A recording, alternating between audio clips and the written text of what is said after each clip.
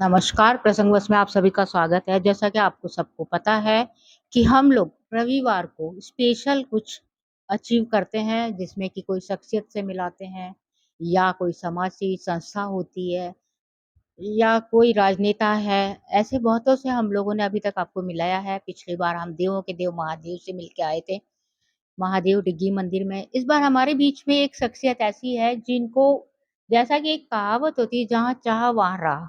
आप छोटे से गांव से उठ के आए हैं और आपने जो ब्यावर शहर में अपना नाम बनाया है, उसके लिए मैं आपको बहुत-बहुत धन्यवाद देती हूँ, डॉक्टर साहब। आप अमृत कौर हॉस्पिटल में सरकारी सेवाओं में रहे हुए हैं और आपने लोगों की बहुत सेवा की और डॉक्टर एमएम गोयल यहाँ पर जो शिशु रोग विशेषज्ञ थे, उनके अंडर में आपने काफ़ी समय तक काम किया। तो मैं आपसे पूछती हूँ डॉक्टर साहब, नाम है आपका नाम? बजरंग सिंह शेखावत। हम झुंझुनू जिले के हैं सर, शेखावाटी के। और यहाँ मैं सन 72 के अंदर, जो 1972 में मैं यहाँ आ गया था मेडिकल लाइन में। मैं अमृतपुर चिकित्सालय में अपनी सेवाएं दिए। मेरे गुरु जो है डॉक्टर एम गोयल साहब, मिसेज सुषमा जी स्वराज रही है, सुषमा गोयल, स्वराज हाँ, सुषमा गोयल रही है। और उनके नेतृत्व में मैंने गरीबों की खूब सेवा करी। और मैं 27 साल कर अपनी राजकीय सेवा के बाद में मैंने स्वतः ही रिटायरमेंट लेके, और मेरी माताजी की प्रेरणा से मैंने चैरिटेबल ट्रस्ट हॉस्पिटल मैंने निजी मेरा शेखावत हॉस्पिटल के नाम से लगाया। और उसके बाद मैं गरीबों की निरंतर सेवा करता आ रहा हूँ। गरीबों असहायों को, जिसके पास पैसे नहीं है तो उनको फ्री में इलाज, जिसके पास कम पैसों के अंदर इलाज होता है। हमारे यहाँ गरीबों की देख रेख होती है। ईसीजी मशीन है, सोनो ईसीजी मशीन है, लैब है, एक्सरे है। कम दर पे, रियायत दर पे हम उनका इलाज करते हैं। गरीबों को आवश्यकता है कि ऐसे कम इलाज में अपना इलाज कहीं भी हो जाए तो। जी, मैं आपसे बस ये पूछ रही थी कि आपको ये प्रेरणा आपकी माताजी से मिली और हॉस्पिटल में जैसा कि आपने बताया कि वहाँ पे बहुत कुछ प्राइवेट जो हॉस्पिटल्स होते हैं, उनमें लूट मची हुई है। आपका भी अपना एक प्राइवेट चैरिटेबल ट्रस्ट बनाया हुआ आपने।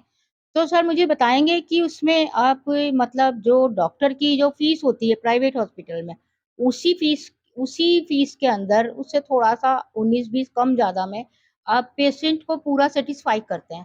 तो आप मुझे उसके ऊपर प्रकाश डालिए।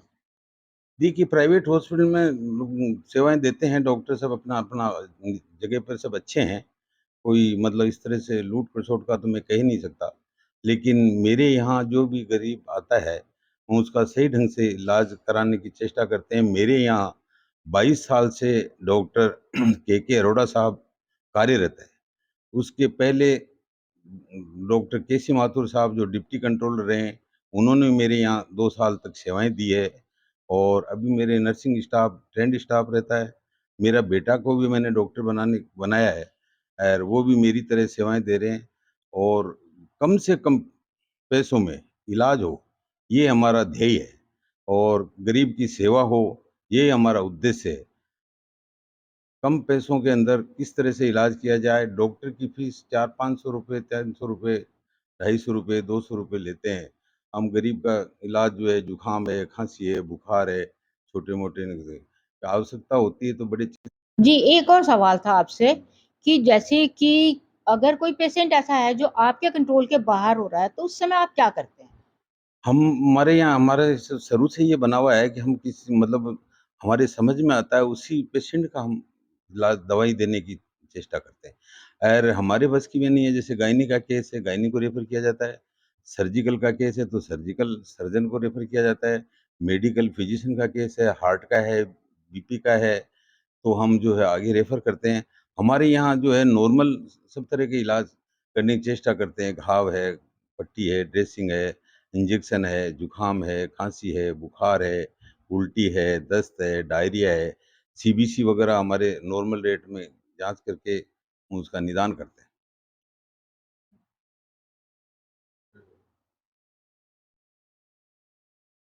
हमारे पास पेशेंट आते हैं तो देखते हैं भी ज़्यादा बीमार है, कोई और है, तो जैसे फिजिशियन को या बड़े विशेषज्ञ को दिखाना है, तो उनसे हम संपर्क करके उनका निदान करवाते हैं। निदान करवाने की चेष्टा करते हैं और आगे रेफ़र करना हो तो रेफ़र किया जाता है। तो मैं इस क्षेत्र में चिकित्सा प्रकोष्ठ का अध्यक्ष भी रहा हूँ भारतीय जनता पार्टी। और मैंने कई छोटे-छोटे जैसे गरीब तबके की वहाँ कॉलोनियाँ हैं, उसमें कैंप भी लगाए हैं मैंने। मेरे को राजस्थान श्री भाभड़ा साहब भारतीय जनता पार्टी के अध्यक्ष द्वारा मेरे को सम्मानित भी किया गया है। और मेरा यही उद्देश्य रहता है, मेरे बेटे को भी मैं यही समझाता हूँ, मेरी माताजी की प्रेरणा से कि हम अच्छी से अच्छी सेवा दे सकें। मेरे यहाँ पेशेंट ज़्यादा आने का एक ही रीज़न है, हम उनको मतलब परिवार की तरह ट्रीट करते हैं। मतलब ये नहीं कि भी हम वो और मेरी सेवाएँ बराबर बनी रहती है, डॉक्टर्स मेरे शुरू से बराबर अरोड़ा साहब की सेवाएँ 22 साल से निरंतर है, ट्रेन्ड स्टाफ है, सबका हम अच्छी तरह से देखभाल करते हैं। ब्र एक और बात थी कि आप सोशल एक्टिविटी में भी जुड़े हुए हैं, मैंने सुना। आप अपने समाज में भी पदाधिकारी रहे हुए हैं, प्लस आप अपनी फैमिली को भी साथ में लेके चलते हैं, जैसे आपके कज़न्स वगैरह जो भी हैं, उन्हें भी आपने प्रतिष्ठान खुलवा के दिए हैं। कुछ उसके बारे में प्रकाश डालें। मैडम मैं सन 72 में ब्यावर आया था। उसके बाद मेरे ब्रदर सब छोटे थे, उनको शिक्षा कराना, ये कराना, मेरे फादर छोटी उम्र में देहांत हो गया था। उसके पश्चात मैंने सब भाइयों को ब्यावर में लाके हम 4 भाई हैं, तीनों को भी मैंने यहीं सेटल किया है। और सबकी मतलब देखभाल करना ये मेरा उद्देश्य मेरा बन गया था, दायित्व था, तो मैंने मेरा निभाया है। और मैं समाज के अंदर राजपूत समाज का अध्यक्ष रहा हूँ। साथ में प्रतिभा शोध संस्थान अजमेर का भी मैं मेंबर हूँ। चित्तौड़ जौर समृद्धि संस्थान का भी मैं मेंबर हूँ। मैंने समाज सेवा में काफ़ी कार्य करता हूँ। मैं मेडिकल क्षेत्र में भी करता हूँ, समाज के अंदर भी मेरे में से जितना बन पाता है, मैं करने की चेष्टा करता हूँ। ये मेरा उद्देश्य है, ये मेरा जीवन का लक्ष्य। आपने जो बताया आपको सम्मान मिला, उसके लिए आपको बहुत-बहुत धन्यवाद। मुझे नहीं पता था, आपने बताया तो हमारी पब्लिक को भी पता लगेगा। प्लस जो आप समाज में इतना जुड़े हुए हैं और इतने कैंप्स लगाए हैं, उसके लिए भी आपका बहुत धन्यवाद। एक और प्रश्न था सर कि आपने अपने बेटे को डॉक्टर बनाया, तो वो उसकी इच्छा थी या आप अपने आपने उसको प्रेशराइज़ किया? जी, मैडम मेरी इच्छा थी कि मैं इस क्षेत्र से जुड़ा हूँ मतलब सन 72 से। मेरी पूरी जवानी इसी में निकली है और मैंने गरीबों की खूब सेवाएँ की है। और मेरा ये उद्देश्य था कि मेरा बेटा भी डॉक्टर बने और मेरी तरह इस तरह से सेवाएँ करता रहे, तो ये हमारी निरंतर सेवाएँ चलती रहेगी। शेखावत हॉस्पिटल के नाम से हमारा हॉस्पिटल भी चलता रहेगा, नाम भी चलता रहेगा। ये मेरा यही ध्येय है। जी सर, एक प्रश्न और था आपसे, क्या आप रिको हाउसिंग कॉलोनी के अध्यक्ष रहे हुए हैं, तो उसमें आपने क्या विकास किया ये बताएँ? हमारे रिको हाउसिंग कॉलोनी में जितने भी है सब उद्योगपति है। और मैं इस लाइन का था आदमी, लेकिन मैंने वहाँ मकान बना लिया। अब सभी का रिको वासियों का मेरे स्नेह है, तो मेरे को अध्यक्ष बनाया 10 साल पहले। और मैं हर 2 साल बाद चुनाव होते हैं, मैं बार-बार निवेदन करता रहता हूँ कि भई किसी दूसरे को अध्यक्ष की नियुक्त किया जाए, लेकिन उन्होंने ये घोषणा कर दी कि आप आजीवन अध्यक्ष रहेंगे। मैंने वहाँ विकास कराया है मेरे कार्यकाल में। मतलब रोड के दोनों तरफ हरियाली एकदम।